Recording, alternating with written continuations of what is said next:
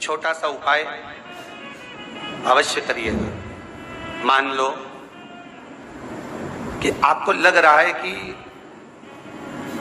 आपके घर में पितृदोष है, आपको ऐसा महसूस होता है, आपको लगता है,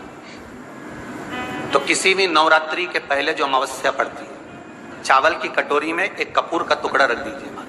छोटा सा, और कपूर का टुकड़ा रखकर उस कपूर को दरवाजे के बाहर कटोरी में ही, चावल रखी हुई कटोरी में ही उसको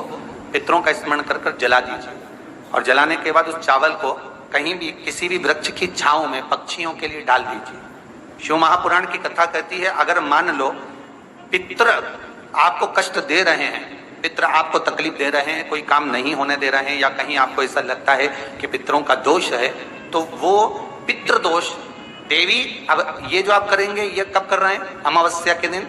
आप उसको रख रहे हैं। अमावस्या के दिन उसको रखकर रात भर आपने रखा कपूर के साथ में, सुबह एकम पड़ गई, नवरात्रि लग गई, उसी दिन उसको जलाकर आपने पटक दिया। अर्थात उससे देवी और पितृ इन दोनों का आशीर्वाद जो प्राप्त होता है, तो घर में से पितृदोष समाप्त होकर लक्ष्मी की वृद्धि प्रारंभ हो जाती है, कार्य में सिद्धता है। यहाँ पितृदोष होता है, काल सर्प दोष होता है, वास्तु दोष होता है,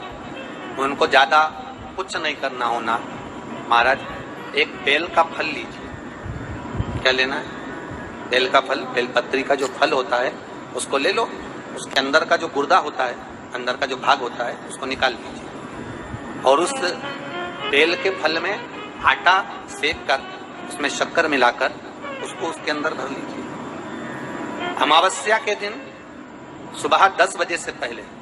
उस बेल फल में, जिसमें तुमने पंजेरी भरी है, आटा सेक कर भरा है शक्कर के साथ में, उसको अपने घर में घुमाने के बाद में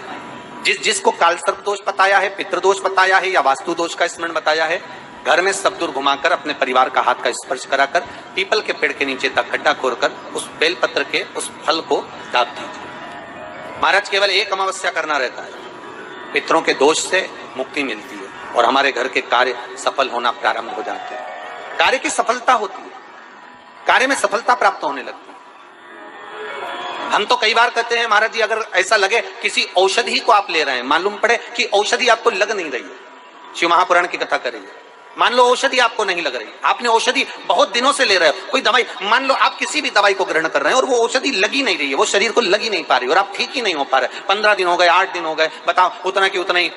कैटरीना है, उतना ही उतना अपना भरा हुआ, वही की वही लीवर, वही की वही किडनी, वही की वही स्मरण, सभी कुछ वही वही है,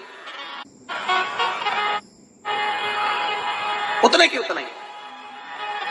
बीपी भी ऊंचा नीचा चल रहा है पर लेवल में नहीं आ रहा, शुगर भी लेवल में नहीं आ रही, तो प्रयास करा करो महाराज,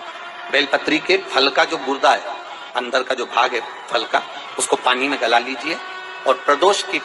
कम से कम प्रदोष नहीं हो और बीमारी जरा दवाई लगी नहीं रही हो, तो बिना प्रदोष के भी कर सकते हो, उसको पानी में गलाइए, आधा घंटा पानी में, जैसे आपको सुबह मंदिर जाना है 10 बजे, तो सुबह स्नान कर कम से कम 6:30-7 बजे उसको पानी में गला दीजिए, और उस बेले के फल का गुर्दा सा गला हुआ पानी शिव जी को ले जाकर समर्पित कर दीजिए। महाराज, उस पानी में से थोड़ा सा 1 चम्मच पानी शिव जी पे चढ़ा हुआ लेकर आ जाइए। उस पानी को जो बीमार व्यक्ति है उसको औषधि देने से पहले मात्र आधी चम्मच से भी आधा चम्मच उसको दे दीजिए। भगवान शंकर का श्री शिवाय नमस्तुभ्यम का जाप कर उस पानी को देने के बाद अगर आप औषधि देंगे तो ये पक्का है कि औषधि अपना कार्य करना प्रारंभ कर देगी और वो स्वस्थ होना प्रारंभ होगा, वो स्वस्थ होगा।